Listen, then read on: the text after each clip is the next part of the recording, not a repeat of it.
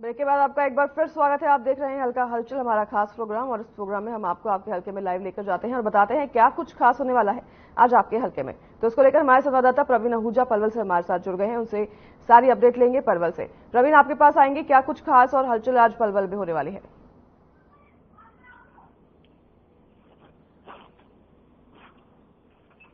आप तक हमारी आवाज पहुंच रही है प्रवीण?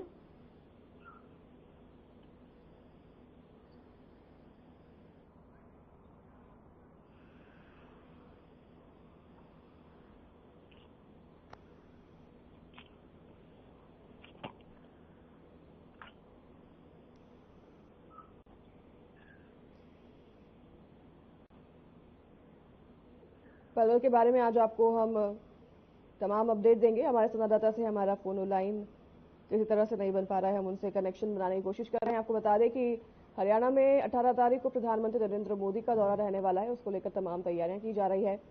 और मुख्यमंत्री की अगर बात करें तो मुख्यमंत्री नायब सिंह सैनी भी हिसार दौरे पर रही हैं।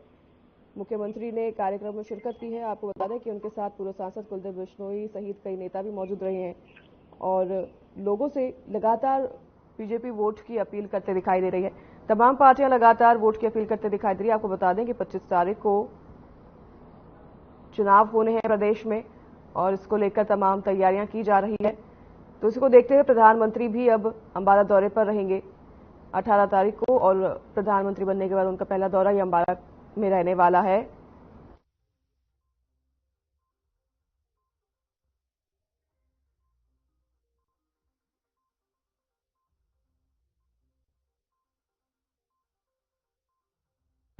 जल्द हाजिर होंगे आपके पास पलवल के अपडेट्स लिए। फिलहाल रुकेंगे छोटे से ब्रेक के लिए, जल्द हाजिर होंगे।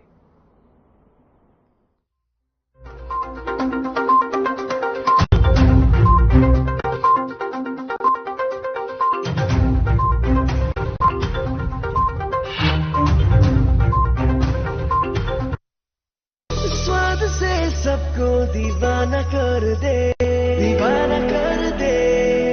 पता का चाय, गजब का स्वाद।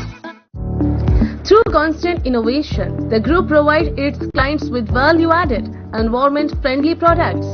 We are committed to provide quality products and services at optimum cost with the continuous improvement in the quality management system.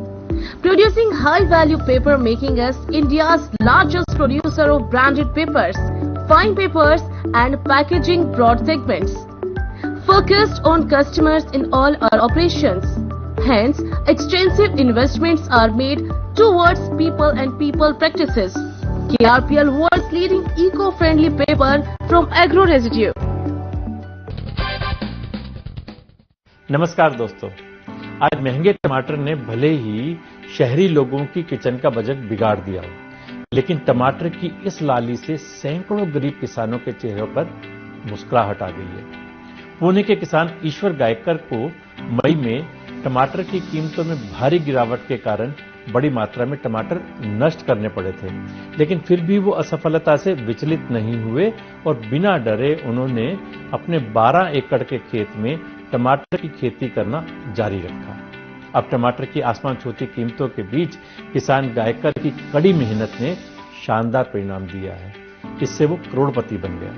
उन्होंने दावा किया है कि 11 जून से 18 जुलाई के बीच अपनी फसल बेचकर 3 करोड़ रुपए उसने कमाए हैं।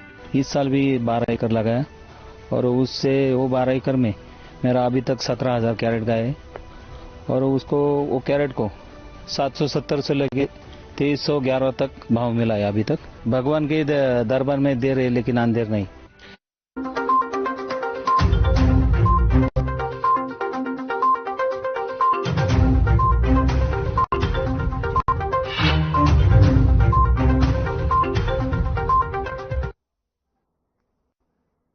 एक बार फिर स्वागत है आपका ब्रेक के बाद। आप देख रहे हैं हल्का हलचल और इस प्रोग्राम में हम आपको आपके हल्के में लाइव लेकर जाएंगे। हमारे साथ हमारे संवाददाता प्रवीण आहूजा जुड़ गए हैं पलवल से। पलवल से सारी अपडेट आप तक पहुंचाएंगे। प्रवीण, क्या कुछ हलचल आज होने वाली है पलवल में?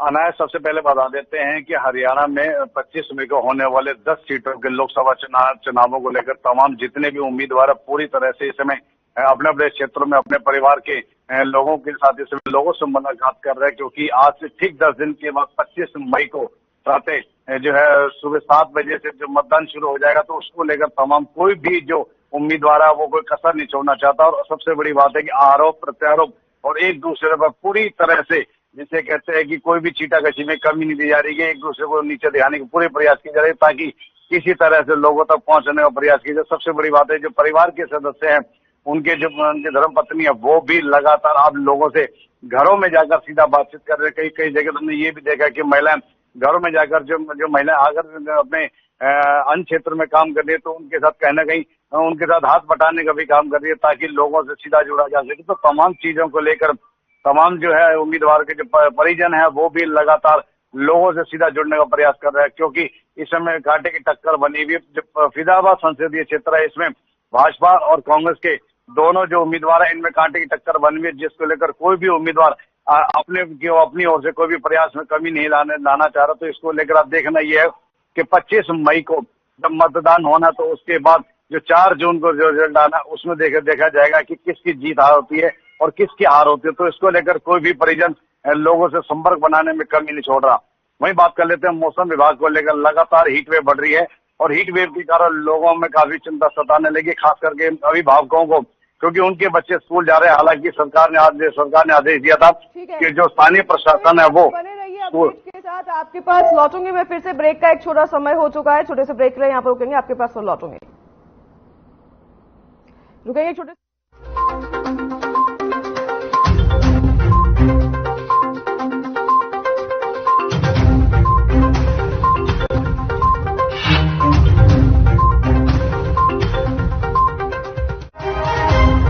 से सबको दीवाना कर दे, दीवाना कर दे। पता का चाय, गजब का स्वाद। बेटा, न बिजली न बीमा, हम किसानों को तो धोखा ही मिला वोट के बदले। और पापा आपको? बिचौलिए। पर हमें तो मिला है मोदी। बस एक वोट दिया था। अपने हरियाणा में फसल का पैसा और किसान सम्मान निधि सीधा खाते में आ जाती है। सबसे ज्यादा फसलों पर MSP मिलती है। खाद बीज की कभी कमी नहीं होती। सिर्फ तारीफ ही नहीं, वोट भी दो बच्चों, तभी तो आएगी मोदी सरकार। कमल का बटन दबाएं, भाजपा को जिताएं। Hey mom, hey, look, I can download a song really fast. I can make dosas faster. Must be.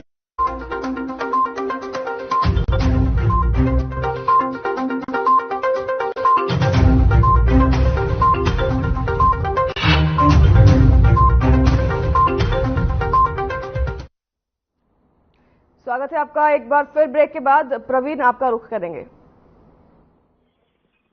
Ji, heat wave को लेकर जो अभिभावक है वो तो परेशान है। जाके हरियाणा सरकार ने आदेश दिया कि जो स्थानीय प्रशासन है वो स्कूल के समय में बदलाव कर सकता है, लेकिन अभी तक प्रशासन की ओर से कोई भी ऐसा ठोस कदम नहीं उठाया गया कि ताकि जो बच्चे स्कूलों में जा रहे हैं उनको कहीं समय में राहत दी जा सके, क्योंकि लगातार हीट वेव बढ़ रही है।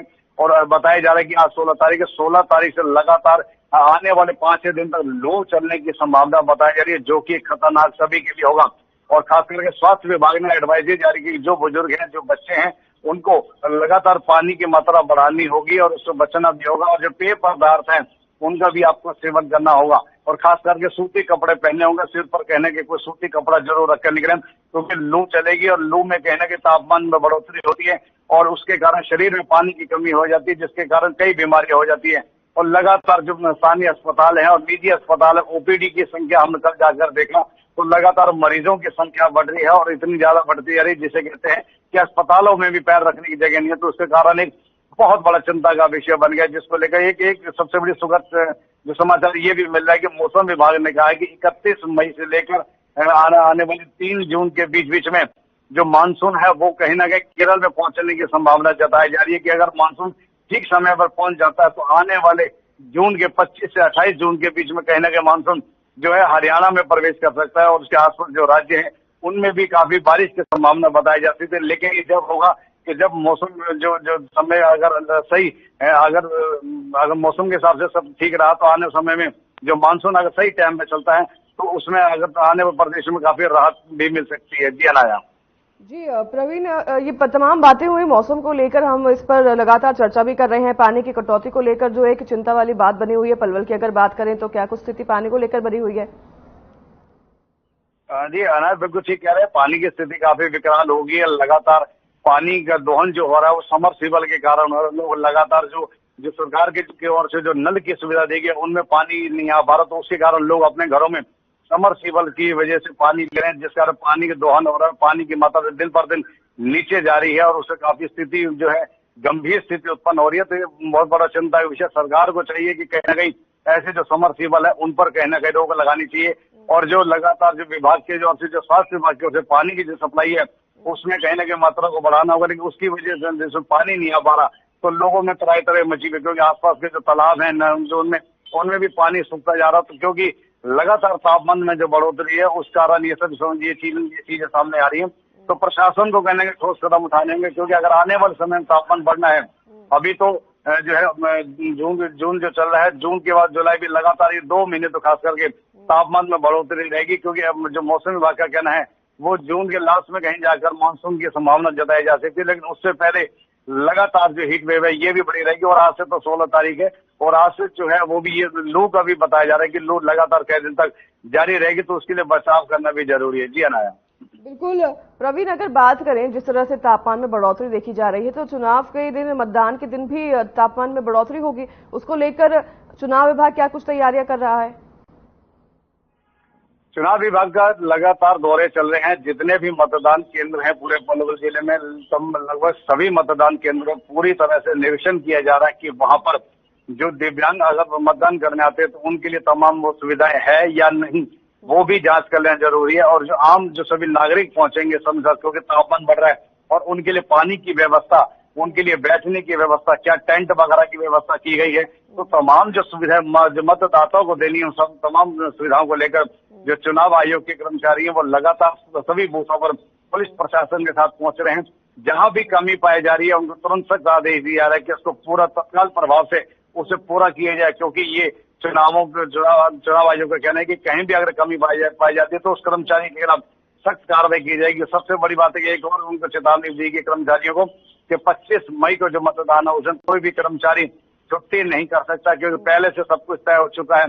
तो वो भी सख्त रह दिए, नहीं तो उसके खिलाफ विभागीय कार्रवाई की जाएगी।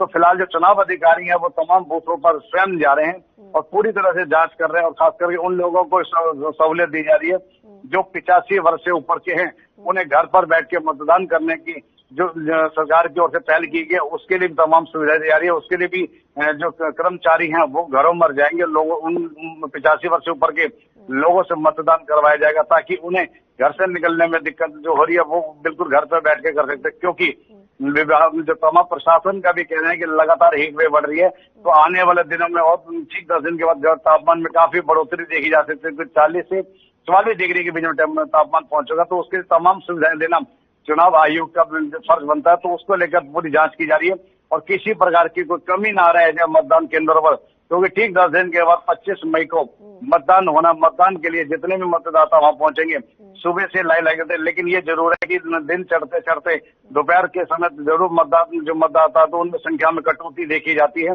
लेकिन दोपहर 3 से लेकर जब अंतिम समय तक होता है तो वहां संख्या में बढ़ोतरी देखी जाती है। तो बीच का जो समय होता है उसमें स्वाभाविक है, क्योंकि तापमान है, तो उसके बीच में अगर कोई मतदाता आता भी है तो उसके लिए बैठने के लिए और उसके पानी की व्यवस्था या जो भी व्यवस्था सरकार की ओर से, चुनाव आयोग की ओर से है, वो तमाम पूरी होनी चाहिए। तो उसको देखकर जो चुनाव आयोग है पूरी तरह से तैयारियों में जुटा हुआ है। जी अनाया। ठीक है जगदीश, बहुत धन्यवाद आपका हमें तमाम जानकारी और हमारे दर्शकों तक पहुंचाने के लिए, साझा करने के लिए। तो फिलहाल के लिए इस कार्यक्रम पर यहीं रुकेंगे, आप सुनेंगे विदा। नमस्कार।